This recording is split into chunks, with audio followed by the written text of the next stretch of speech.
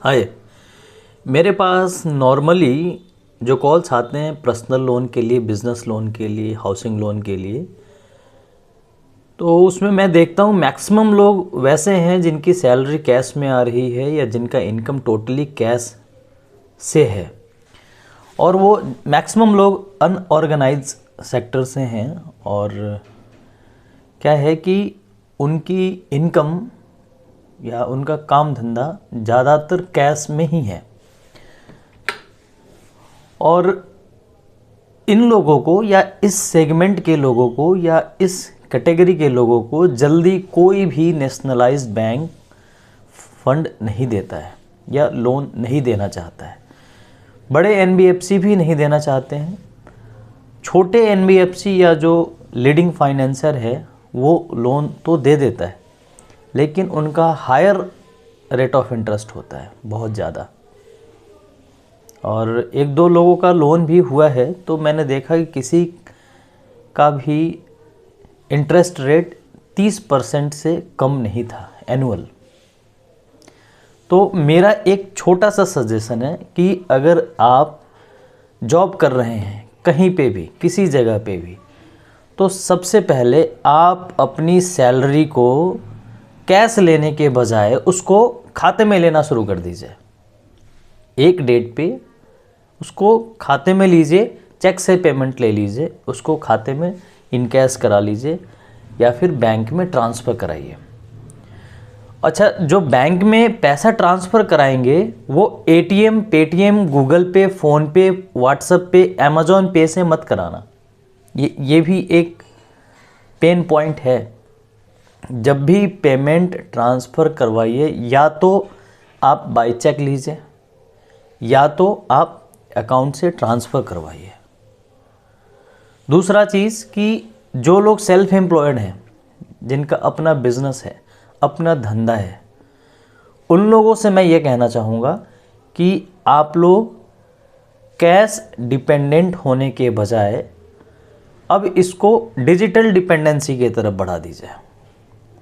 मतलब कि आप अब गूगल पे, फ़ोन पे, पेटीएम, अमेज़ॉन पे, भारत पे जो चल रहा है आजकल, उसके थ्रू पेमेंट लेना शुरू कर दीजिए। और जितने भी आपके लेन देन हो रहे हैं उसको आप डिजिटली करना शुरू कर दीजिए। आप जीएसटी सर्टिफिकेट बनवाइए और हर साल आईटीआर फाइल कीजिए। ठीक है, सीए से बातचीत कीजिए और आईटीआर फाइल कीजिए, जीएसटी रिटर्न फाइल कीजिए। आप डरिए मत कि मैं सरकार के नज़रों में आ जाऊंगा, सरकार के रिकॉर्ड में आ जाऊंगा। इससे नुकसान सरकार का या आपका नहीं होना, इससे उल्टा फ़ायदा होने वाला है। देखो, ये चीज़ तो सबने नोटिस कर लिया है, मैंने भी खुद नोटिस किया है कि बगैर फाइनेंशियल सपोर्ट के कोई भी आगे नहीं बढ़ सकता। मानते हैं ना इस बात को? हमें किसी न किसी रूप में या कहीं ना कहीं पे किसी न किसी से लोन लेना ही पड़ता है। तो बेहतर ये होगा कि बाज़ार के जो साहूकार या महाजन होते हैं उनसे लोन लेने के बजाय हम बैंक से लें। अगर हमारा लेन देन ठीक रहेगा, हमारे फाइनेंशियल रिपोर्ट ठीक रहेंगे, तो कोई भी बैंक लोन दे देगा, बहुत जल्दी देगा और सस्ते रेट पे देगा। तो डरिए मत।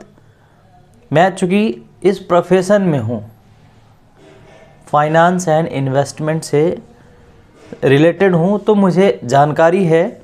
और मैं देखता हूँ कि जिनके पास आईटीआर नहीं है, जिनके पास जीएसटी सर्टिफिकेट नहीं है, जो टाइम से आईटीआर फाइल नहीं कर रहे हैं, उन लोगों को, उन भाइयों को बहुत ज़्यादा भटकना पड़ता है लोन लेने के लिए।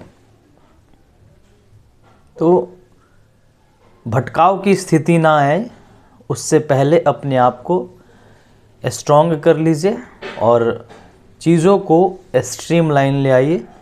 हर साल आईटीआर फाइल कीजिए और लोन के लिए अप्लाई कीजिए। देखिए, धीरे धीरे सब काम हो सकता है।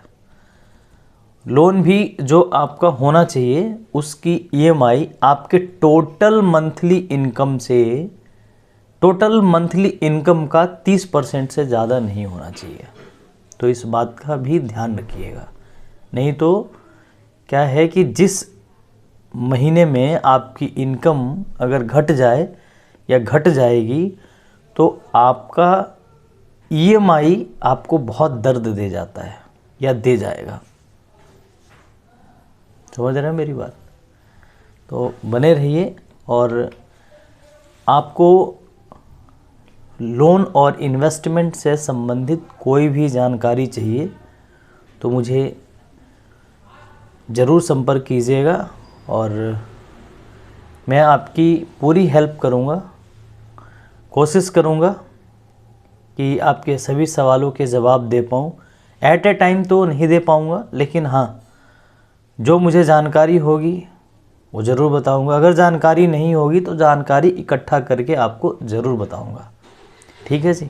लोन एंड इन्वेस्टमेंट से अलग कोई सवाल मत कीजिएगा please. Thank you very much.